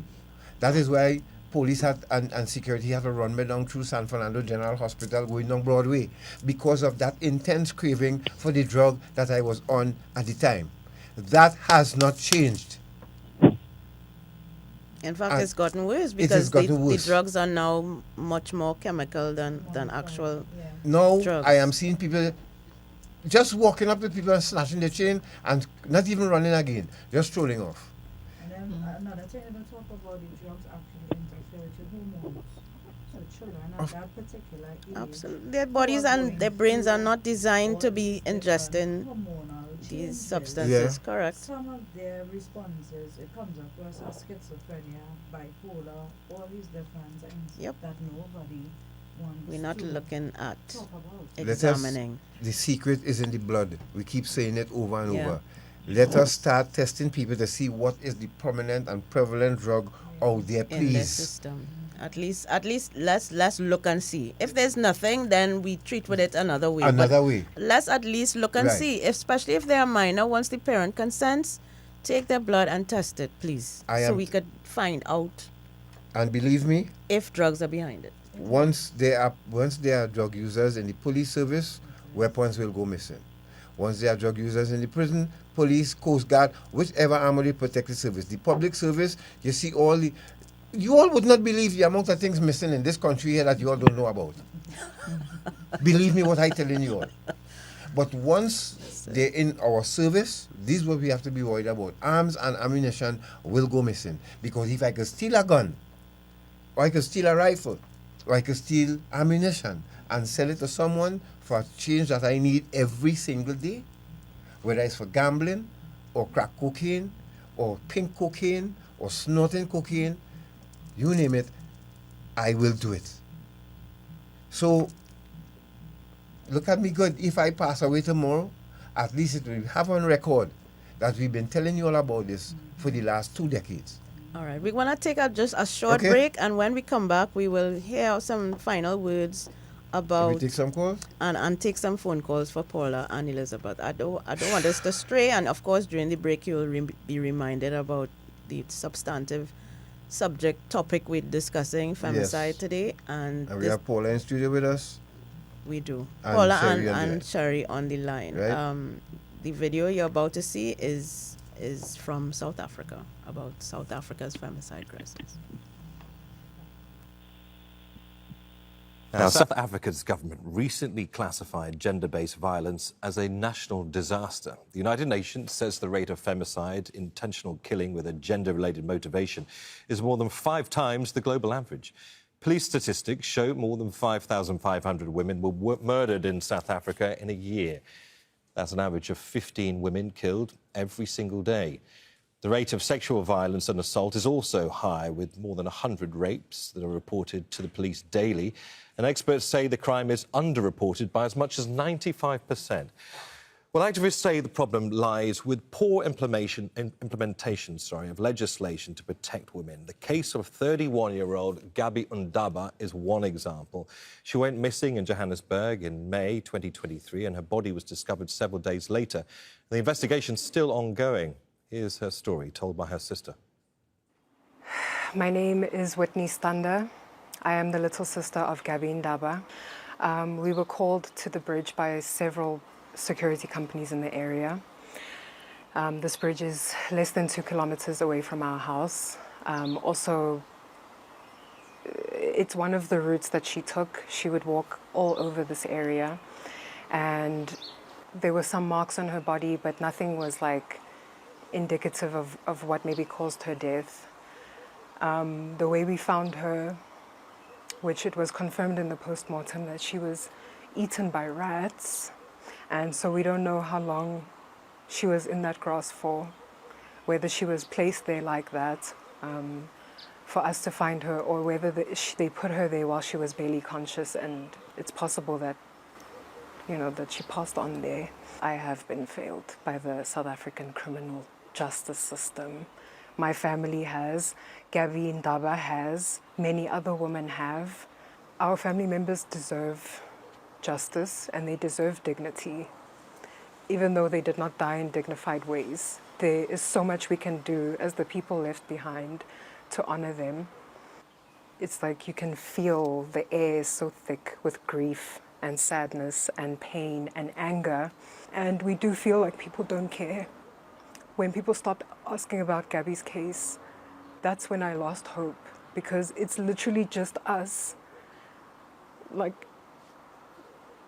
trying to get justice for her and trying to understand what happened. And we're doing everything to share Gabby's essence, like what she was documenting, the things she was working on, how she impacted our lives. And please don't stop talking about your people, because they deserve to live in any way possible, especially because of how they were killed. Don't miss out and get the full picture. Subscribe to Al Jazeera for reliable news and expert insights. Like, share, stay ahead.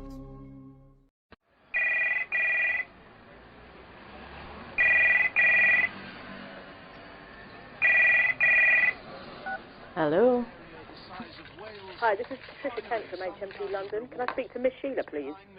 This is Miss Sheila. Hi, I've got an important call for you. Please hold the line. Mommy, it's Sherry. Oh, God, Sherry, we looking for you all the time. 3 weeks now. Where you going? Mommy, according to tell you, I get locked up. I had drugs in my luggage and I'm in England right now. In jail. Oh, God, Sherry, what will you do? How you reach there? Oh, God, how we going to do? Oh, God, Mommy, don't cry, don't cry, don't cry. It'll be all right. Sorry, I'm sorry. Eye on Dependency. Reality radio at its best every Sunday on I 95.5 FM. Don't miss it. You're listening to Eye on Dependency. We don't just share stories, we change lives. Thank you for staying with us. This is Eye on Dependency, and we are wrapping up our conversation today on Mother's Day with Paula and Elizabeth on the phone. And could we say hello to some folks on Facebook and YouTube? Absolutely. We before we go, we want Paul and Elizabeth obviously to ask to share with us what you think your daughter would want people to remember most about her. But before you answer that question, we can certainly acknowledge the people on YouTube: Rosemary, as per usual, Veronica, Susanna. Thank you very much for your kind words. Joy, Cheryl, Jennifer, thank you. Patricia, for joining us. Gloria, thank you very much. Brian, as always. And please remember to like the live on. Yes, and if you're listening to us outside of Trinidad and Tobago, you could tell us where you're listening us from, and send a shout out. Thank you very much for joining us, and remember to like and subscribe to the channel, please. The YouTube channel. Let's keep building Facebook. And on Facebook. Beverly, morning, Sarah, the usuals, Betty, Sherry, Eula, Angie, Abigail, Yvonne, Miss Pearl, Abigail, Alison, Francis. Morning. Thank you again for joining us. And then I asked too that in Trinidad and Tobago, let's take care of good men now.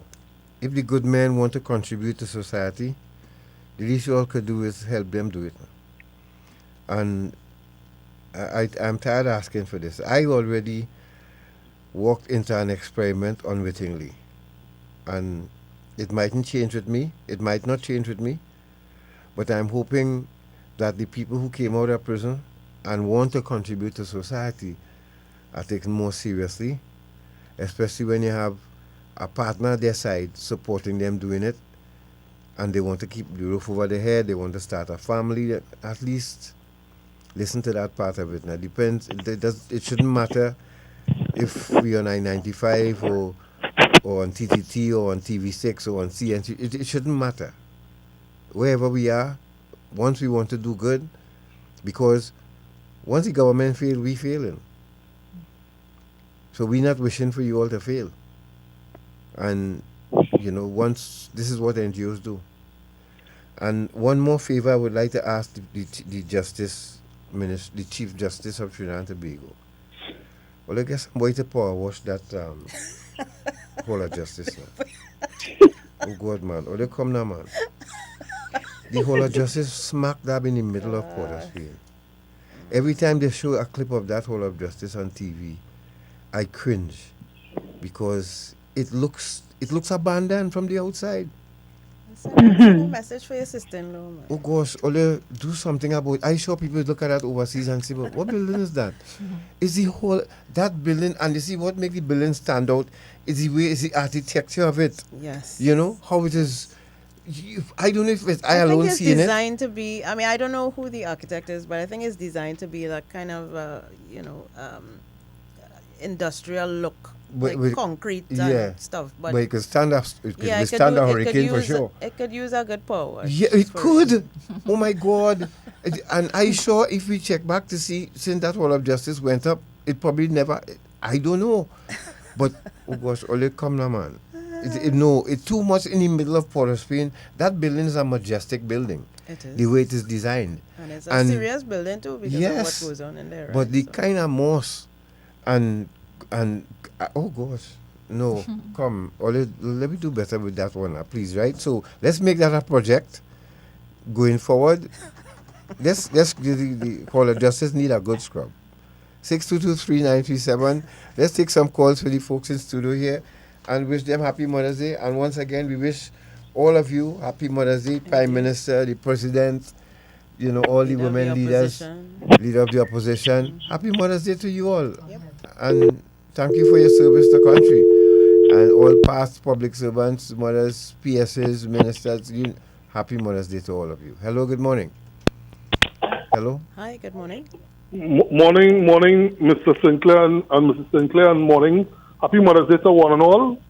The Mother's Day. Yes, thank you. Gat, you wasn't taking that dust out from them school children. Was that? I didn't think I old soul like you was going to take that. Boy, listen. Yeah, Tasha, your wife and I come to look for you. Yeah, but I'm thank God I see that now, so I know better now. Because you're not coming up against normal human beings right now, brother. Yeah, pills is a big thing I heard. Yes, it is. Yeah. It is. Yeah.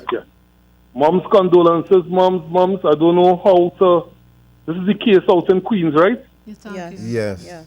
Boy, moms, may God give you the comfort. Yes. To face it, push on through and to carry through. Because losing our daughter like that in that gruesome way. They say that man is to sit down in the porch. The neighbors say that man is to sit down there in the gallery there. Quiet as a lamb, God. The neighbors shocking. They say the man can mash her hands. Wow. So people, the mom say mom is saying she was thrown off. Yeah. Yes. So I will continue. Our ex-girlfriend tell me still waters run deep. So I will be who I will be, boy. You know, again. So the man was extremely quiet. He used to sit down out there with your daughter, and line when I got a report from the States there, taking the little beverages, and extremely quiet man. So it was a shock to the neighborhood. So I just want to end by saying, and the Hall of Justice building, they have a supplemental budget for the judiciary does get. That'll take a couple thousands to power wash the place. Yes. It's pride, boy. Pride have lost and standards have dropped in Trinidad. Pride and standards. Because if I was the Chief Justice there, I'm not walking into that. I will find some way to scrub up that building. There's always ways and alternatives to do things. Yeah, but it comes from pride. Cleanliness is part of godliness. And so moms, happy Mother's Day again, moms. And as I say, my sympathies and my heart go out to you and to all the mothers and the next mother on the line there. But that just confirms my perception about particular people. Thanks, morning. We say morning to Rosemary from Brooklyn, New York. Fitzroy Nelson from Boston, from Oxford, Massachusetts. Yep. Thank you very much for joining us. Yeah, that's it. If you're listening to us outside of Trinidad and Tobago, just send a hello and thank you for joining us. Hello, good morning. Hello, 622-3937. Hello, good morning. Good morning to God and Natasha. Hey, how you doing? Welcome back and beautiful tune to bring you all in. Wonderful music. Thank you very Good much. morning to and happy Mother's Day to all the mothers out there. And my heart goes out to the two ladies that you speaking with this morning. My condolences to the both of you. And as a mother, I know how you feel, how your belly that roll up and tear up. So, but all in all, thank God I'm listening to, if not the both of you, one at least I heard said she had other children. So at least you have people around you that could, make up for the loss. What I want to say, I want to tell you that there's a movie I saw night on television. I don't know who starred in it or what, but the name of it is No, Not My Child. And it was a doctor with a daughter who he didn't believe was on drugs. And when they called him and he kept denying being a doctor, that could never happen to his daughter.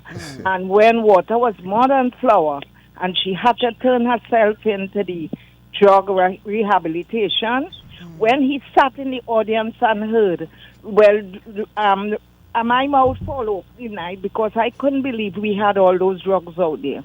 That girl must have called over to the drugs she was taking. The father couldn't help but hold his hands in his head and bawl. He was so ashamed because he kept saying, no, not my child. So parents, God, I agree with you all. They have to start to test them from the school age. Come right up. And hallelujah, amen to what you said about the Hall of Justice. I think is a problem with the upkeep of all government buildings. Yeah, boy. And make it look bad is when you see them with the red back throw over their shoulder coming on the steps of that building. So please, who's in charge and listening, will you do something? Thank you, and everybody, all the mothers, again, have a wonderful Mother's Day. Thank you very much, Thank you. Same to you. No, that building need a drone with a bucket of peroxide and bleach. That you drop it because it won't be an easy building to clean, as it costs. It will cost, but the fire service could help. The fire service has the extending ladders that could go up there and spray down. Come now. Every time I see that thing on the news, when you're watching news, and they show the picture of the Hall of Justice, it looks, we could do better. Let us do better, all right? I know it's something that we ignore, but I think let justice look nice from the outside too, please. Hello, morning. And I doubt I'm the only one who... Hello, good morning. When I see that, they get cringe. Hello? Let me start by saying I love my country. Yeah, you will live long. Uncle Javi, hello, Javi. morning. How you doing, man? Fine, thank you, by the grace of Almighty God. To the ladies there, oh Lord, my heart goes out to you all. The world we live in now, but God is good. God, I saw an army officer while exercising, fit person, while exercising, got a stroke and passed away this morning at 1:30 this morning. Who's that boy? I can't bring his name to my thought right now, but while he was exercising, so he's a fit person. If you see a picture of him, behind him have all those medals and trophies and so on. So I'm not sure if he's involved in football or athletics, whatever it is. But he's a fit person. God, I hope it's not Andy Williams. But my condolences. God, this situation is really terrible. And we need to. You also write about the children on drugs. The alderman who got beaten up, he's a member of local government, and in central terms, he's like a senator in local government. Okay. The councillors are the MP. The aldermen are like the senators appointed. So he's like a senator. So government should take such an attack, such a situation as though it happened to them. Because if you left it unguarded, it will continue, and then we will hear of government officials that getting involved in things like that happen to them. We should have zero tolerance right now for these situations and putting things in place. And in particular, like your program, and other things to do that type of thing. So I am prepared. I am calling today. I have my own financial problems and things I'm dealing with. Not problems, but things I'm dealing with. And I'm prepared to pledge $1,000 for the next 3 months towards your program. And I'm hoping others would pledge that make a pledge, whatever it is, towards your program. So I'm pledging $1,000 for the next 3 months towards your program to stay on the air, because programs like yours, I'm unfortunately I have to close myself for just a short while because I'm. And that I want to do with pension, old people pension. Lord Father, there's a crime going on with old people pension right now. So please, I want to do a program on what children taking pension, people stealing pension, the ministry pension problems. Boy, it is a problem with pension money right now. Okay. So thank you again. Yes. Please, and my pledge, and please other people call in and pledge. Let us keep this thing going. Call in and pledge. I pray God blessings upon you all by the grace of God. Thanks again. I love my country. Thank you, Harvey. Thank you, and I hope you'll agree with Harvey. Yes, call. You can. If you don't want to call, just you know how to find us. You have our account information. Just pledge. We have to keep this program going, and we are happy that Harvey could give us that contribution. Yep. I always said to you all, Natasha and Atuli, if I pass away before Harvey, make sure Harvey have to speak in my funeral. Yeah, I tell you, Harvey must. Harvey had been so much. Harvey had done so much for us. Yes. On independence. Harvey only hear me and Natasha, we're gonna get married. Harvey called and say, "All right, Alicia's place on the hill is all your own," and we had our reception up there. Harvey Boris is a true patriot. Yeah, boy. Yeah, he really loves his and people, support and for our independence. yes, and support for independence. Yeah. So we take one more to make if we could. Yeah. Hello. Morning. Hello. Hello. Hi, good morning. Yes. God rising. God, I lost a niece in the 80s, in the 90s. The guy got 12 years courtesy Privy Council. 2 years after his release, he abducted and raped his own daughter. In Trinidad here? Yes. Right. Wow. Yep. Oh gosh, did we lose him? Yeah, we did. Oh, I'm really sorry about that. I would have loved to hear the rest of that story. But hello? Like you that's said? Elizabeth. Oh. All right, let's take one. Yeah. Hello, 622-3937 caller. Sorry, sir, we lost you. You just cut off. I know when I heard that sharp up, and I tell myself we lost you. Hello, morning. Morning. Good yes, morning. sir. Yeah, we under a state in this country here. I want you to open a party while you beefing. What? What? Go to hell. All right. Okay. Thank you. Thank all right. you. Yeah. So, Sherry, any closing remarks from you, my darling? Yes. What? Before we go? Closing remarks, and what do you think Candace would want us to remember most about her? Well, her sprightly ways, the love she used to give to people, the love she had, hardworking, remember her as hardworking person, smiley face. And before I go, I would like, if Miss Faith, I don't know if you're listening to the program or if somebody listening could give. Reach out.